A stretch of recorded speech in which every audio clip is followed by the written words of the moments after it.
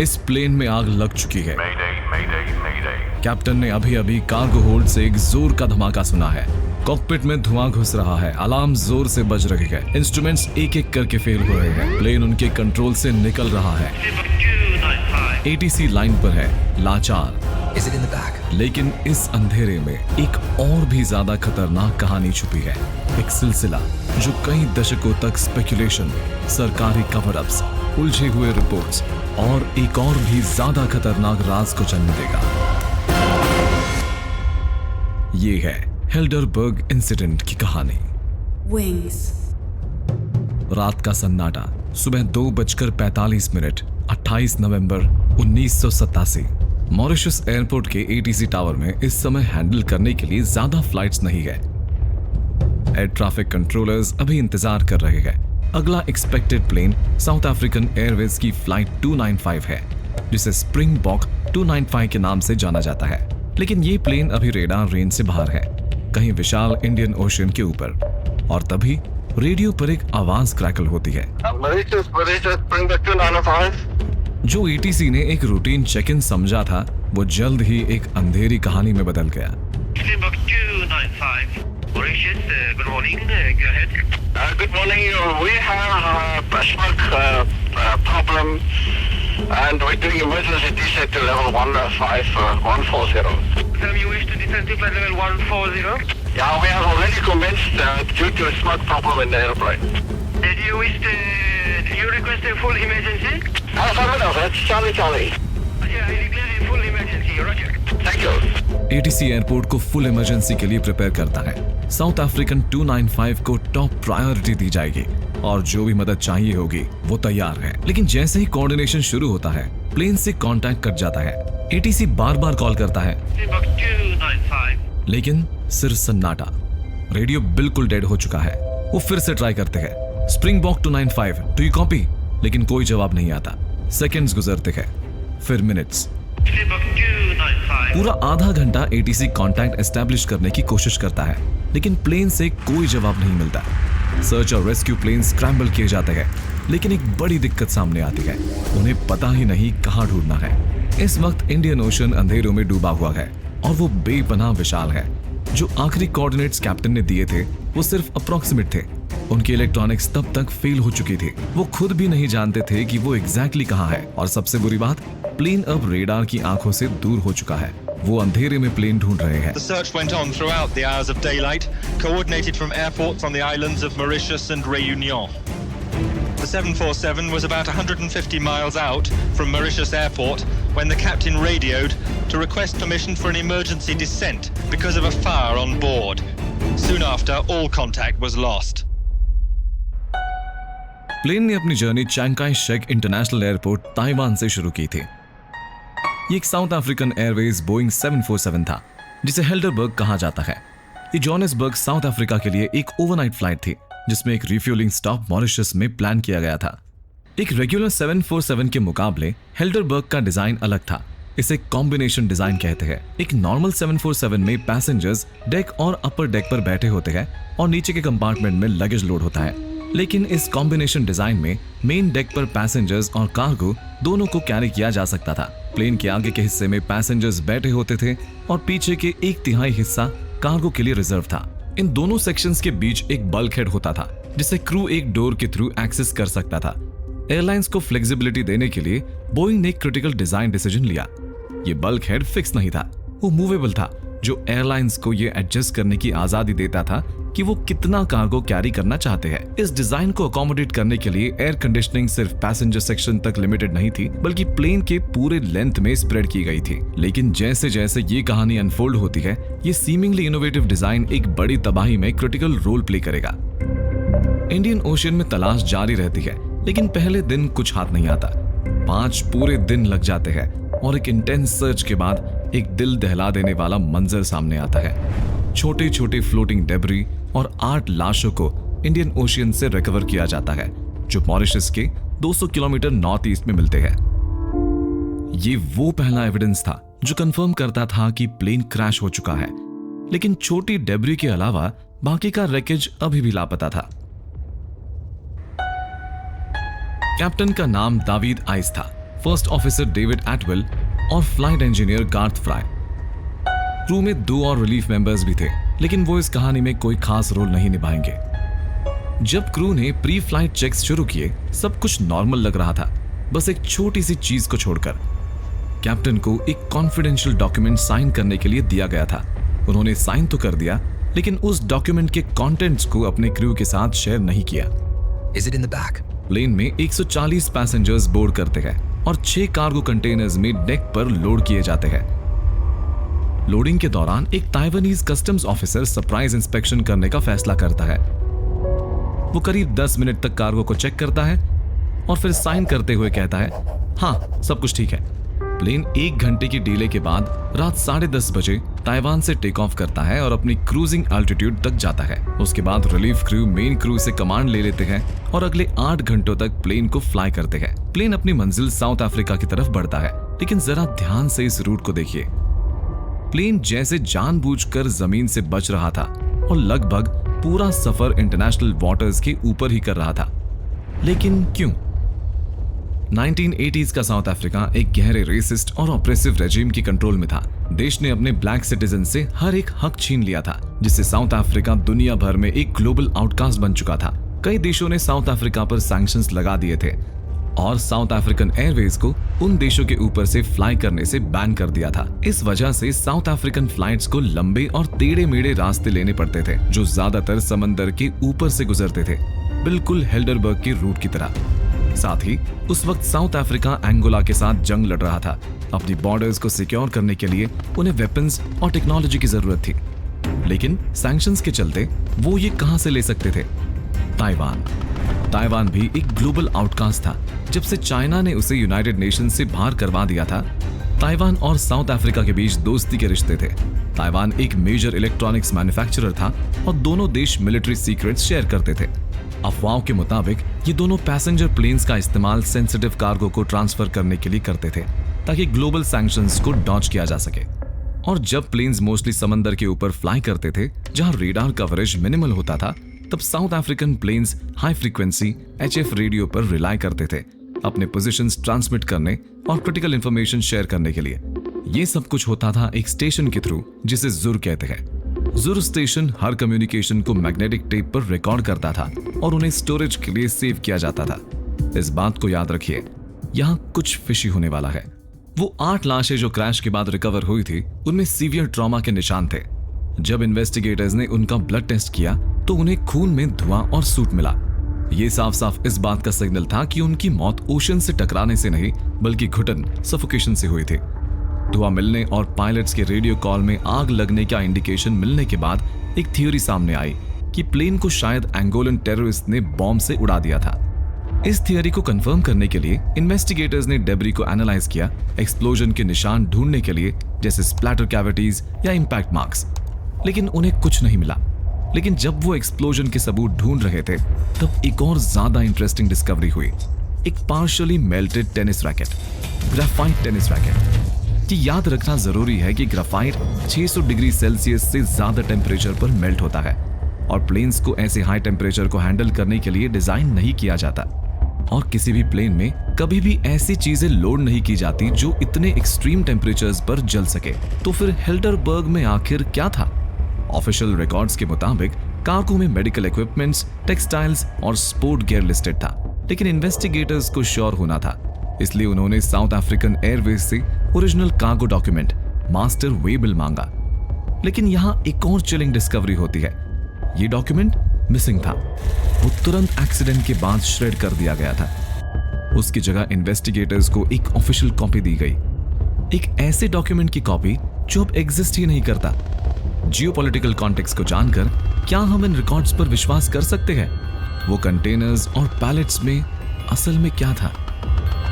Investigators को एक cargo manifest की कॉपी दी जाती है, लेकिन जियोपॉलिटिकल कॉन्टेक्स्ट को देखते हुए वो इसे सच मानकर आगे बढ़ने के लिए तैयार नहीं है। वो एक डेड एंड पर पहुंच गए हैं। अब उन्हें चाहिए कॉकपिट वॉइस रिकॉर्डर और फ्लाइट डेटा रिकॉर्डर, जो कॉमनली ब्लैक बॉक्सेस कहलाते हैं। दोनों ब्लैक बॉक्सेस में पिंगर सिग्नल्स होते हैं जो 30 दिन तक सिग्नल्स ट्रांसमिट करते हैं। उसके बाद वो हमेशा के लिए रुक जाएंगे। वक्त खत्म हो रहा था। सिर्फ सैल्वेज बोट को मोबिलाइज करने और इंडियन ओशन तक पहुंचने में 21 दिन लग गए और जब टीम वहां पहुंची तब तक उनके पास सिर्फ 1 हफ्ते का वक्त बचा था। 1 हफ्ता सच को ढूंढने का आखिरी मौका। फिर आता है 30वां दिन और वो दिन गुजर जाता है। ना तो प्लेन का रेकेज मिलता है और ना ही ब्लैक बॉक्सेस। लेकिन तब इन्वेस्टिगेटर्स को एक और लीड मिलती है, ज़ूर टेप्स। अगर पायलट्स ने ज़ूर स्टेशन से इमरजेंसी के बारे में बात की होती तो वो टेप्स क्रूशियल इंफॉर्मेशन होल्ड करती। इन्वेस्टिगेटर्स ने साउथ अफ्रीकन एयरवेज से ज़ूर टेप्स मांगे और अब जरा ये सुनिए, वो टेप्स भी मिसिंग है। साउथ अफ्रीकन एयरवेज का कहना था कि 30 दिन के बाद वो टेप्स ओवरराइट हो गई थी और बैकअप नहीं लिया गया। सबसे शॉकिंग बात, पिछले दिन की टेप्स वहां है, अगले दिन की टेप्स भी वहां है, लेकिन हेल्डरबर्ग वाले दिन की टेप्स वो ओवरराइट हो चुकी है। अब तक सर्च ऑपरेशन में $1.5 मिलियन खर्च हो चुके हैं। प्रेशर और बढ़ गया है।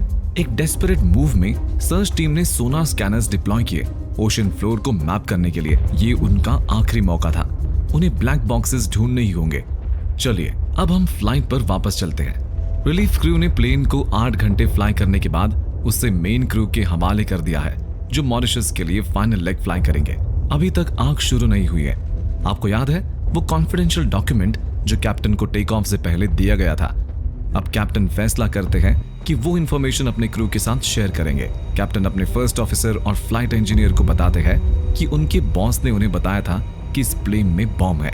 Is it in the bag? वो कैप्टन से पूछते हैं, आपके अलावा और कौन जानता है? कैप्टन का जवाब होता है, कोई नहीं।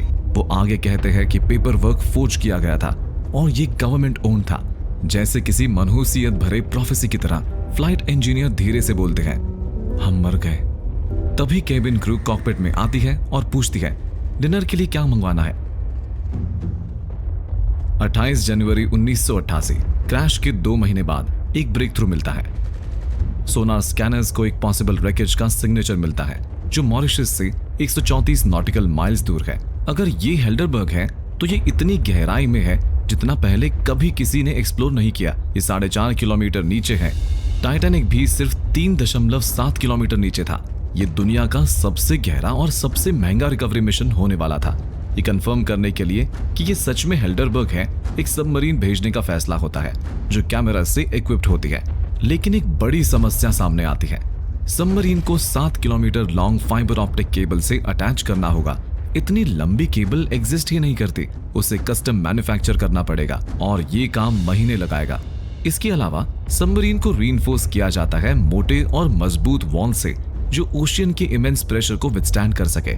साथ ही सबमरीन को बेहतर कैमरा से रेट्रोफिट किया जाता है। आखिरकार सबमरीन को समंदर में उतारा जाता है और वो डेब्री फील्ड को मेटिकुलसली मैप करना शुरू करती है। विजुअल्स आने शुरू होते हैं। समंदर के फ्लोर पर एक बोइंग 747 के मुड़े हुए रिमेन्स बिखरे हुए हैं। हेल्डरबर्ग मिल चुका है। डेब्री काफी बड़े एरिया में स्प्रेड है जो साफ इंडिकेशन देता है कि प्लेन हवा में ही टूट गया था। और इस रेकेज के बीच इन्वेस्टिगेटर्स को 3 रिस्ट वॉचेस मिलती है जो बिल्कुल एक ही वक्त पर रुकी हुई है, जैसे वक्त ने उसी पल सांसें लेना बंद कर दिया हो। तभी केबिन क्रू डिनर सर्व करते हुए कॉकपिट में आती है। क्रू अपना खाना खाने लगते हैं। 30 मिनट गुजर जाते हैं और फिर मुश्किलें शुरू हो जाती है। फर्स्ट ऑफिसर खिड़की से बाहर देखता है और उसे राइट विंग के ऊपर धुआं उठता हुआ नजर आता है। तभी प्लेन के पिछले हिस्से से एक जोर का धमाका होता है। कॉकपिट अलार्म्स के शोर से भर जाता है, एक बहरा कर देने वाली आवाज। और इसके बाद शुरू होता है एक 19 मिनट का नाइटमेयर जो क्रू और एयरक्राफ्ट दोनों को उनकी हद से आगे तक पुश करने वाला था। क्रैश के 1 साल के बाद सर्च टीम को एक बड़ा ब्रेक थ्रू मिलता है। समंदर के गहराइयों में दबा हुआ कॉकपिट वॉइस रिकॉर्डर CVR मिल जाता है। लेकिन उनकी खुशी जल्द ही फ्रस्ट्रेशन में बदल जाती है। इतने लंबे समय तक समंदर के नीचे रहने के बाद ज्यादातर रिकॉर्डिंग करप्ट हो चुकी थी। उनके पास सिर्फ 80 सेकंड्स का ऑडियो था। और सबसे ज्यादा हैरानी की बात यह थी कि फ्लाइट डेटा रिकॉर्डर FDR, जो शायद सबसे ज्यादा क्रिटिकल क्लूज दे सकता था, कभी नहीं मिला। वो आज भी इंडियन ओशियन की गहराइयों में लापता है। इन्वेस्टिगेटर्स जो रैकेज रिकवर कर पाते हैं उसके इस्तेमाल करके वो प्लेन को रीबिल्ड करने की कोशिश करते हैं। उन्होंने फाइनली पिन पॉइंट कर लिया कि आग कहां से शुरू हुई थी। फॉरवर्ड राइट सेक्शन के कार्गो होल्ड के एक कंटेनर से। वेबल के मुताबिक उस कंटेनर में इलेक्ट्रॉनिक्स और मेडिकल इक्विपमेंट था, लेकिन इनमें से कोई भी आइटम इतनी एक्सट्रीम टेम्परेचर 600 डिग्री सेल्सियस पर जल नहीं सकता। धुआं कार्गो होल्ड को भरने लगता है। हर गुजरते सेकंड के साथ आग और भयंकर होती जा रही है और वो इलेक्ट्रिकल वायरिंग को तोड़ रही है। फ्लाइट इंजीनियर के पैनल पर एक के बाद एक सर्किट ब्रेकर्स पॉप करने लगते हैं। हर एक पॉप का मतलब था एक क्रिटिकल सिस्टम का खत्म हो जाना।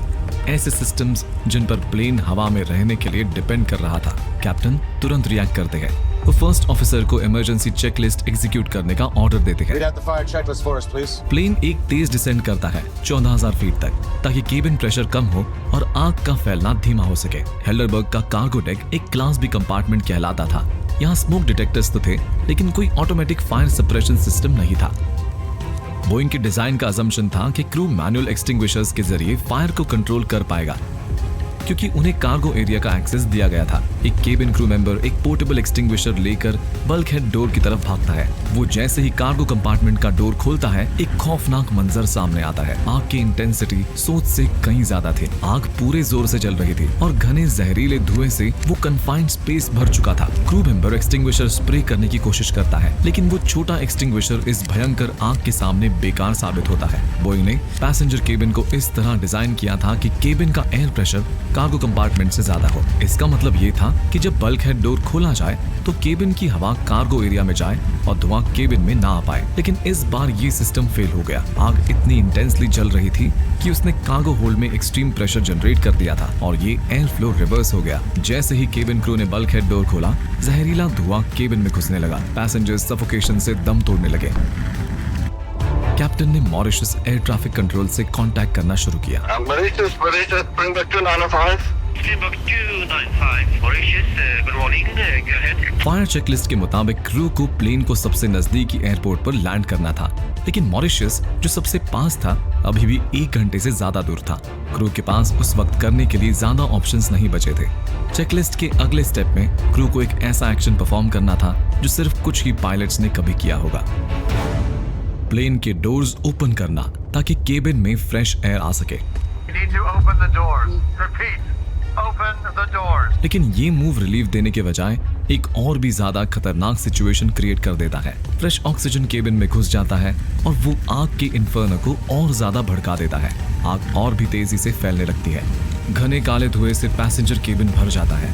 पैसेंजर सूट और जहरीला धुआं अंदर लेने लगते हैं। क्रू केबिन एयर को रिसर्कुलेट करने की कोशिश करता है, उम्मीद में कि शायद फ्रेश एयर केबिन में आ सके।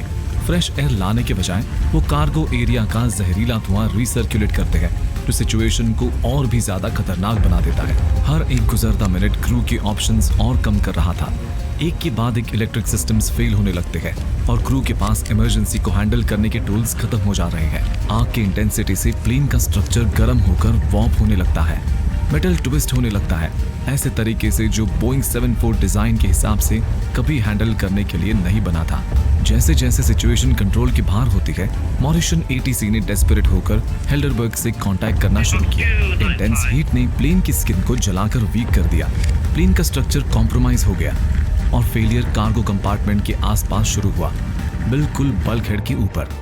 जब स्ट्रक्चरल इंटेग्रिटी टूट गई, हेल्डरबर्ग 2 टुकड़ों में स्प्लिट हो गया। उसी पल प्लेन और उसमें बैठे हर एक इंसान का अंजाम लिखा जा चुका था।